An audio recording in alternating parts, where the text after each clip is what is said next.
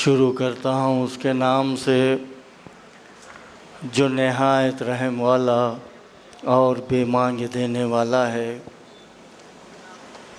अदब गाहेस्त ज़ेरे आसमां अज़ अर्श नाजुक तर, नफस गुम कर दमी आयत जुनैदो बा यजीदी जा, बमुस्तफ़ा बेरसा खेशरा के दी हमाऊस, गर बहू न रसीदी तमाम बुलहबीस। हैदर की अता पे हल अता शाहिद है, सुभान अल्लाह। तेग ज़नी पे लाफता शाहिद है। काबे की विलादत पे पैगंबर हैं गवाह, सुभान अल्लाह। मस्जिद की शहादत पे खुदा शाहिद है। सुभान अल्लाह, सुभान अल्लाह। लड़ने को अगर हैदरे सफदर न निकलते, बुत घर से खुदा के कभी बाहर न निकलते। काबे को सफ़ा कर दिया खालिक के करम से, अज़ां दे के निकले असदुल्लाह हरम से। सुभान अल्लाह, सुभान अल्लाह, सुभान अल्लाह। नबी की आज़मूदा क़ुव्वतों से काम लेता हूँ। नबी की औलाद अली का शहज़ादा, जिसकी ज़ियारत आप अपने माथे की निगाहों से कर रहे हैं, मैं उनके दादा का शेर उन्हीं की खिदमत में पेश कर रहा हूँ। सुभान अल्लाह, सुभान अल्लाह। नबी की आज़मूदा क़ुव्वतों से काम लेता हूँ, संभल आए गर्दिशे दौरान अली का नाम लेता हूँ। मोहतरम सज्जादा नशीन, आस्ताना बंदा नवाज सैयद शाह अली अल हुसैनी साहब क़िबला, हमारे और आपके क़ायद, बल्कि कर्नाटका के काबिल सीनियर क़ायद, जिसका ताल्लुक़ आप ही की सरज़मीन से है, जिसे सारा कर्नाटक सैयद यासीन के नाम से जानता है।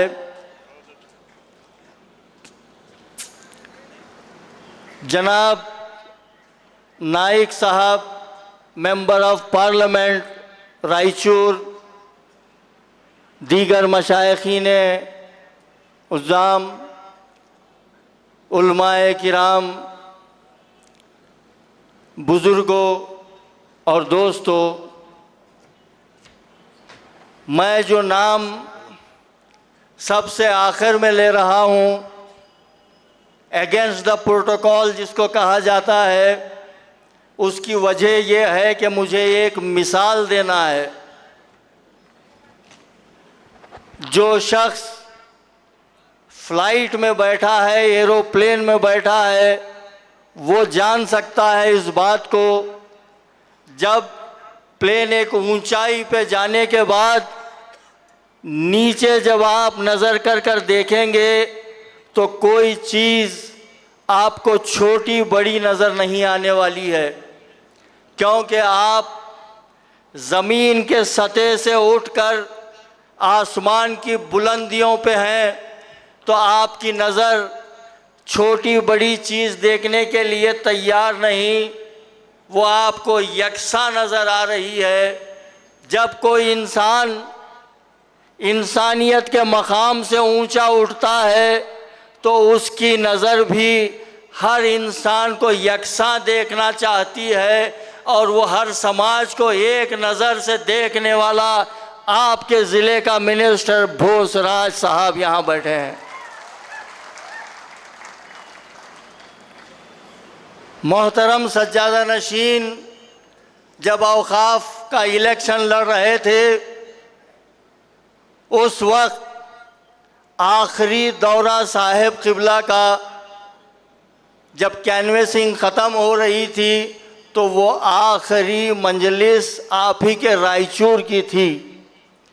आप लोगों के साथ देने के बाद उस वक्त यासीन साहब, उनका पूरा ग्रुप, उस्मान गलगल साहब, मोहतरम जावेदुल हक साहब, बहुत सारे लोग साहब को जितवाने के लिए एक हवा चली हुई थी मुखालिफ, उसके बावजूद भी ये तबका रायचूर का इतना मजबूती से खड़ा रहा। एक एक वोट आपके रायचूर वालों ने साहब के हक में दिया और साहब आप लोगों की मदद से अल्हम्दुलिल्लाह अल्लाह ताला ने कातिब तकदीर ने उनकी किस्मत में कर्नाटका स्टेट के औकाफ का सदर लिख दिया गया आप लोगों की वजह से। इससे पहले औकाफ की जब तरक्की हुई, सिद्धरामैया साहब ने एक बहुत बड़ा बजट हमारे मुसलमान भाइयों को दिया।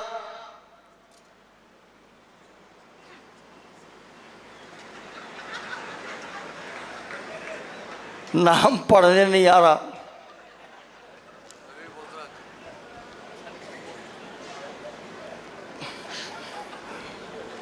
तो बहरहाल हमारे वकील साहब के जहन में जो कोर्ट में बहस होती है तो कभी कभी जो है रूलिंग्स देखते हैं, वैसा रूलिंग्स याद आ रहे हैं, मैं लूँगा इंशाल्लाह।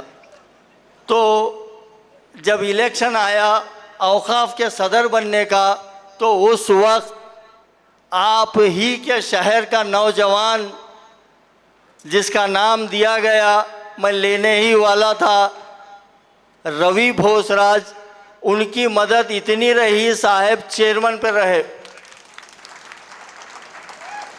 और आप ही के शहर का एक एमएलसी, वो भी आपकी कौम के लिए हमेशा सोचने वाला है, जिसका नाम वसंत कुमार है, वो भी साहब की चेयरमैनशिप के लिए मदद किए। और साहब क़िबला ने ये तय किया कि मेरा आखिरी दौरा रायचूर का था, तो तहनीत का पहला जलसा भी रायचूर से मैं शुरू करूंगा। और मुझे कल रवि भोसराज के साथ जब मैं ये दौरा कर रहा था, वो मुझे दिखा रहे थे ग्राउंड, साहब क्या ये काफ़ी है कि पब्लिक आएगी या नहीं? तो बंदा नवाज की निस्बत से कल यहीं खड़े रहकर मैंने कहा था, ये वालकट ग्राउंड अपनी कम दामानी का गिला करता रहेगा, उतने मुसलमान इंशाअल्लाह ताला साहब को मुबारकबाद देने आएंगे। और अल्हम्दुलिल्लाह रायचूर का एक एक बच्चा यहाँ नज़र आ रहा है।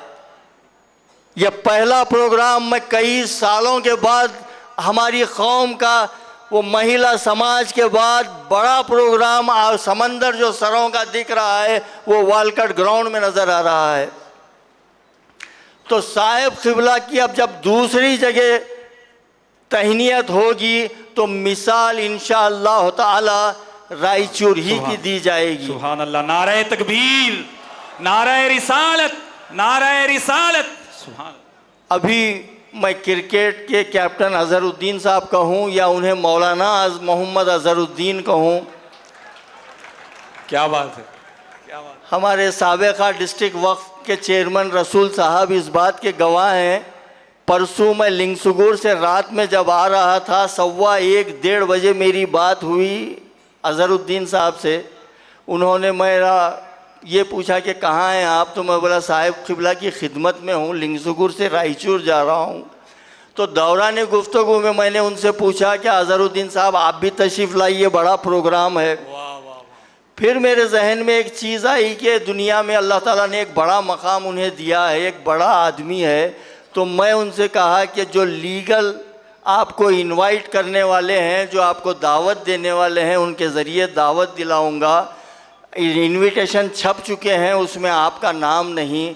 तो अल्लाह ताला इस शख्स को इतना बुलंद करे, उस बंदा नवाज की निस्बत से मैं दुआ कर रहा हूँ इनके ख़ानदान के हक़ में। जुमले देखिए अजहरुद्दीन ने कहा कोई दुनिया वाले के प्रोग्राम में मैं नहीं आ रहा हूँ, मुझे कोई दावत की ज़रूरत नहीं है, बंदा नवाज ने याद किया यही मेरे लिए काफ़ी है। और आपके सामने बंदे अजहरुद्दीन बैठा हुआ है। बहरहाल औकाफ के ताल्लुक़ से यासीन साहब कह रहे थे ये इदारा खालिस मजहबी इदारा है, लेकिन हमारी बदकिस्मती ये है कि इसको सियासतदानों ने सियासत का अखाड़ा बना के छोड़ दिया है।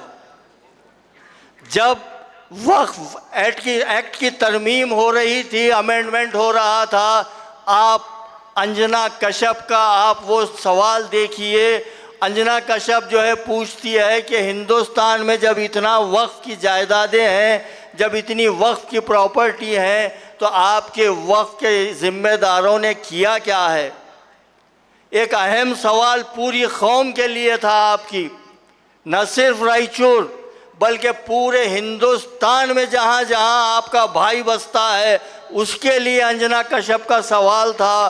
तो हर नज़र ढूंढ रही थी ख्वाजाए ख्वाजगां गरीब नवाज के पास कोई इदारा है, निज़ामुद्दीन महबूब इलाही के पास कोई इदारा है, कुतुबुद्दीन बख्तियार काकी रहमतुल्लाह अलैह के पास कोई इदारा है, बाबा फरीद शकरगंज के पास कोई इदारा है।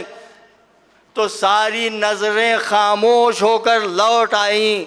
उस वक्त अल्लाह ताला ने उस बारगाह का ऐलान करवाया जो बारगाह आपके इलाके की है, जिसे हिंदुस्तान ख्वाजा बंदा नवाज के नाम से जानता है। आज अल्हम्दुलिल्लाह 60 से 70 हज़ार नौजवान ग्रेजुएट साहब के कॉलेज से निकले हैं जो पूरी दुनिया में काम कर रहे हैं। वो इदारा 1952 में जिसकी बुनियाद रखी गई, आपके दादा हुजूर ने, रायचूर गुलबर्गा से दूर नहीं है। जो भी ग्रेजुएट बच्ची रायचूर के घर में बहू बनकर आई है, तो आपका ज़मीर, अगर ज़मीर ज़िंदा है, ज़मीर को ज़िंदा रखना चाहिए। बाज़ ज़मीर मुर्दे होते हैं और मुर्दा ज़मीर के पीछे लोग भागते हैं।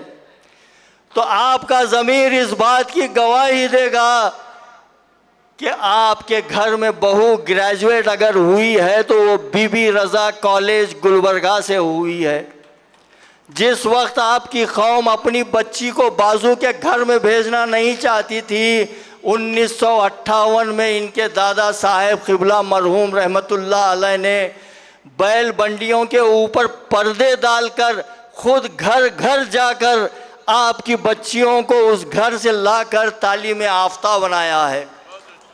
एक औरत अगर घर में बच्ची तालीम याफ्ता होती है तो पूरा घर तालीम याफ्ता होता है। 1949 के हालात के बाद साहिब क़िबला ने, इनके दादा ने पूरे इलाके का जायज़ा लिया, क्योंकि साहिब की नज़र वो बसीरत भी रखती थी और बसारत भी रखती थी।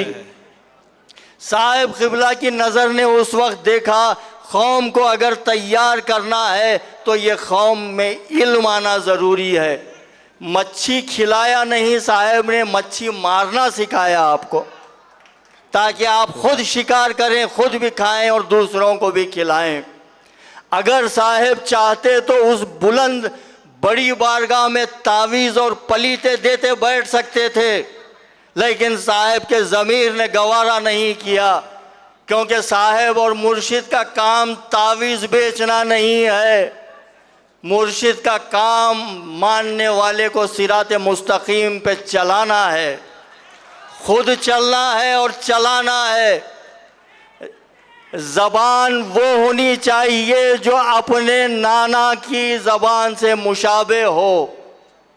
सैयद का कदम उस रास्ते पे होना चाहिए जिसे दुनिया सिराते मुस्तकीम कहती है। सुभान अल्लाह, बेशक। दस्त बोसी कराने वाले मुर्शिद को चाहिए कि उसे दस्तगीरी की क़ुव्वत उस दस्त में हो, सिर्फ किसी के नजरानों पे नज़र नहीं होनी चाहिए।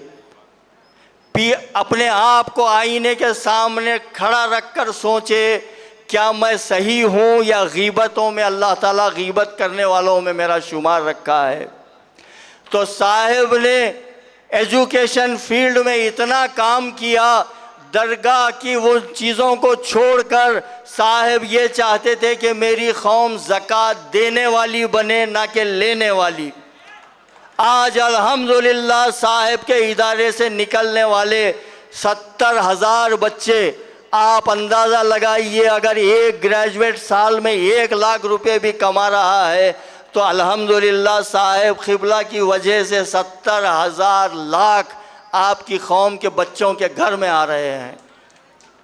और आइंदा साहिब क़िबला ने ये अहद किया है, मैं यहाँ से पूरे कर्नाटका को ये ऐलान कर रहा हूँ, क्योंकि ये पूरे कर्नाटक में इस वक्त लाइव टेलीकास्ट देखा जा रहा है।